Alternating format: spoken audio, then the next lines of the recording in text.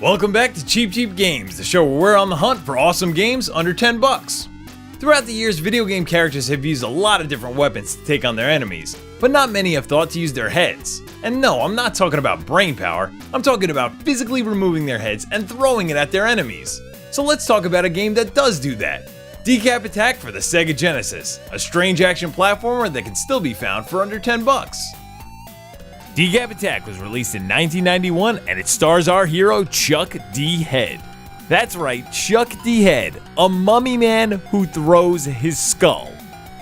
Chuck is one of the many creations of Dr. Frank. Actually, that's Dr. Frank N. Stein. And all seems to be going well on this weird skeleton-shaped island.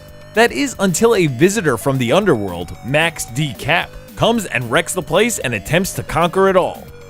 Man, these are some rough puns. They should have quit while they were ahead. Boo! Hey, shut up! Chuck must now travel to these newly formed islands, defeat the bosses that terrorize them, and gather items to help reconnect his shattered homeland. DECAP Attack is like a typical action platformer. Move your character to find the exit of the level while jumping around and fighting foes that stand in your way. But what makes this game unique and better than the norm is the variety of abilities at Chuck's disposal. His main method of attacking is a face that sits in his torso. Okay.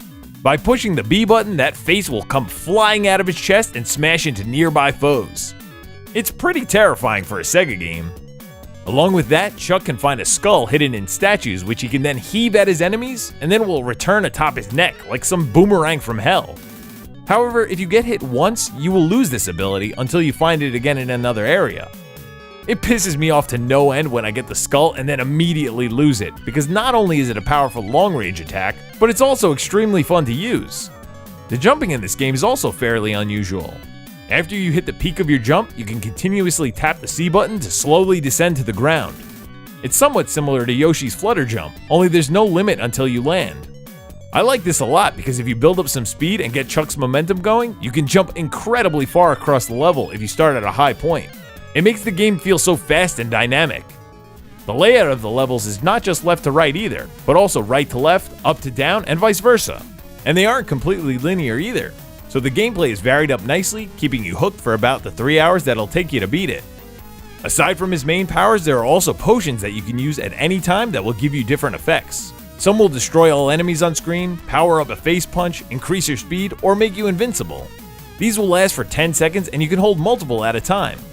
These items prove to be very useful, especially the ones you can use in the boss battles. There are 7 areas total, each with 3 levels apiece.